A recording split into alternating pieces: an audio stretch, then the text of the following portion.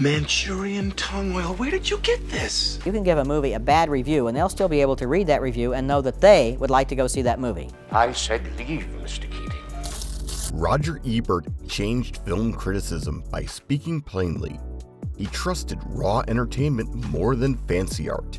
His most hated list proves he could be harsh when a movie failed him. Today, we reveal the 10 absolute worst classic movies that he blasted. Beetlejuice, Tim Burton, 1988. Tim Burton introduced the odd comedy in 1988. Audiences enjoyed the ghostly chaos, wild visuals, and Michael Keaton's over-the-top performance. Yet, Roger Ebert gave it 2 stars. He thought the film cared more about wacky gimmicks than the real story. In his review, he wrote that Beetlejuice was all anticlimax, lacking well-formed characters. Ebert saw Michael Keaton's title role as a nuisance with awkward timing and random appearances. Fans, however, embraced the film's vibrant sets and gothic humor. Over time, Beetlejuice grew into a beloved cult favorite, prompting toys, fan art, and even a Broadway show. Some praised the inventive afterlife sequences and the cartoonish vibe that only Tim Burton could deliver. Still, Ebert found the frantic tone overwhelming. He questioned why the filmmakers pushed special effects over meaningful connections. That mismatch between public devotion and Ebert cynicism gives this title a strange place in cinema history. Dead Poets Society, Peter Weir, 1989. Peter Weir's 1989 drama earned widespread praise for its heartwarming story of a teacher who unlocks hidden passion in his students. Robin Williams played the inspiring English teacher, Mr. Keating. Critics praised the film's warm portrayal of self-expression. Ebert, however, only gave it 2 stars. He felt it was stuffed with pious platitudes and too much preaching. He scolded Robin Williams for slipping into comedic habits at times. Ebert's harshest line came when he said he wanted to throw up during the scene where his students stand on their desks in protest.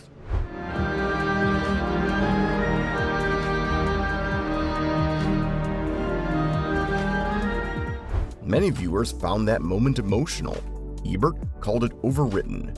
Dead Poets Society went on to become an iconic film for young audiences. Carpe Diem became an anthem for self-discovery, but in Ebert's eyes, the film sank under its forced sentiment, missing the raw honesty he sought. The Usual Suspects, Bryan Singer, 1995. This 1995 crime thriller starred Gabriel Bryan, Kevin Spacey, and a group of shady characters entangled in a massive heist scheme. Audiences loved the twist ending that revealed a sinister secret behind the main suspect. Many critics found the film's tension gripping. Ebert, though, awarded it only 1.5 stars. He famously wrote, "To the degree that I do not understand, I don't care." That quote underlined his annoyance at the tangled plot. He believed the big reveal didn't solve the film's confusion. Despite his dislike, The Usual Suspects gained a cult following. Kevin Spacey won an Oscar for his performance as the mysterious verbal Kint, while the movie soared in pop culture. Ebert insisted that he was left cold. He saw the narrative as convoluted and manipulative. That put it high on his list of most hated classics. Fast Times at Ridgemont High, Amy Heckerling, 1982. This 1982 comedy, directed by Amy Heckerling, captured teenage life in California with humor and awkwardness. It launched the careers of Sean Penn and Jennifer Jason Leigh and became an emblem of 80s pop culture. Yet, Ebert gave it 1 star. He called the film a scuzz pit of a movie and criticized its ability to waste the talent of its young cast. While fans embraced the rebellious characters, neon outfits, and high school drama, Ebert found it empty.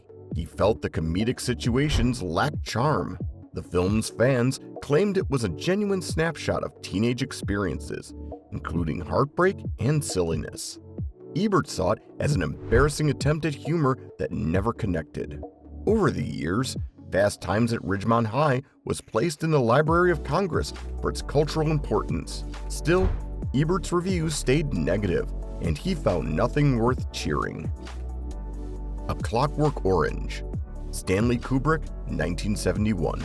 Stanley Kubrick's 1971 film dove into a world of violence, free will, and dystopian control. It shocked audiences with scenes of assault and psychological manipulation. Many saw it as a daring statement on society. Ebert, however, gave it 2 stars, branding it an ideological mess. He disliked the extreme cruelty and found Alex DeLarge, played by Malcolm McDowell, too repulsive to engage with. Kubrick's signature style, filled with striking sets and intense direction, clashed with Ebert's simpler desire for basic entertainment. Ebert believed the film was too eager to showcase brutality. Some viewers labeled it as a masterpiece of rebellious cinema. Ebert, though, wanted a more coherent message. He claimed that Kubrick favored Alex far too much and left him feeling uncomfortable. Critics and fans continue to debate the film's meaning. Ebert's stance places A Clockwork Orange among his more surprising rejections. Napoleon Dynamite. Jared Hess, 2004. Napoleon Dynamite made its appearance in 2004 as a low-budget comedy set in rural Idaho. It featured Jon Heder as a strange, monotone teen with random interests. Audiences fell in love with its quirky lines like, "Vote for Pedro," and "I'm training to become a cage fighter." Vote for Pedro. Roger Ebert was not amused. He gave it 1.5 stars, accusing the movie of studied stupidity. He complained that Napoleon was unlikable and the humor felt forced. Meanwhile, fans celebrated the bizarre cast of characters. The dance scene alone became legendary. People loved the homemade vibe, the random references, and the stilted dialogue that turned into quotes for everyday jokes. Ebert, though, felt the film pushed weirdness over real substance. Over time, Napoleon Dynamite became a cult classic. Ebert's review stands as proof that not every comedic oddity can win universal praise. The Elephant Man. David Lynch, 1980. David Lynch directed this black and white drama in 1980. It told the true story of John Merrick, a severely disfigured man in Victorian England. Audiences found the film moving and respectful. Roger Ebert gave it 2 stars. He called it pure sentimentalism. He felt the script focused on surface-level pity instead of revealing Merrick's deeper character. Despite the film's haunting visuals and the strong acting by John Hurt and Anthony Hopkins, Ebert wanted more complexity. He believed the film leaned on sorrow, showing Merrick as a victim rather than a complete person. The Elephant Man remains beloved for its elegant cinematography and powerful theme of dignity. Ebert, however, challenged the movie's approach, saying it presented Merrick's condition as a way to prompt tears. Many critics disagreed, praising its compassion. Ebert's stance remains a unique take on a celebrated Lynch creation. Pink Flamingos. John Waters, 1972.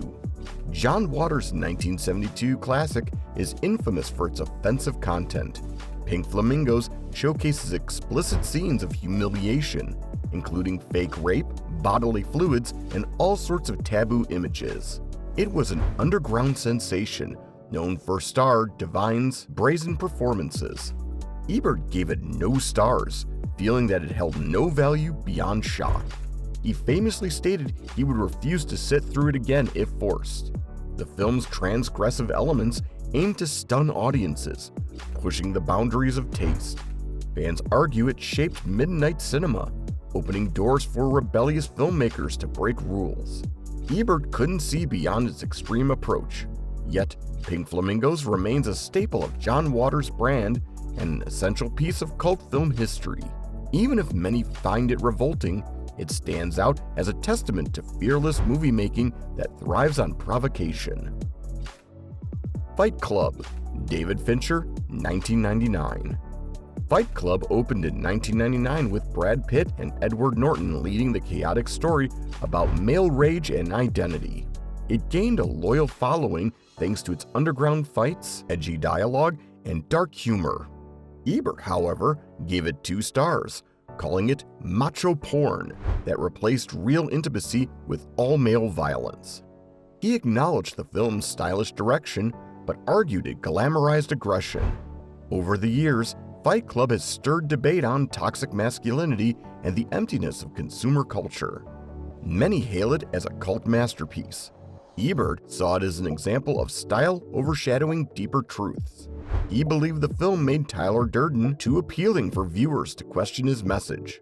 Critics later praised David Fincher's visual flair, but Ebert's review echoed a concern that spectacle beat out reflection. That stance persists among certain film buffs. The Master, Paul Thomas Anderson, 2012. Paul Thomas Anderson's 2012 film starred Philip Seymour Hoffman and Joaquin Phoenix. It examined a troubled man who becomes involved with a charismatic leader. The movie showcased impressive visuals, a moody score, and top-tier acting. Ebert gave it 2.5 stars, praising the craftsmanship but feeling something crucial was missing. He wrote that although it was fabulously well acted, it lacked a clear emotional anchor. Ebert believed the story drifted, leaving the audiences confused about its true meaning. Fans pointed to Anderson's nuanced storytelling and the mesmerizing clash between Hoffman's calm authority and Joaquin's tormented presence. The Master received nominations for its performances, yet it split viewers who expected a direct explanation. Ebert's stance confirmed his presence for a stronger narrative. While critics and fans debated its deeper ideas, Ebert felt the film tried to say a lot without landing fully. Thank you for watching. Subscribe for more videos like these and keep exploring the many sides of cinematic history.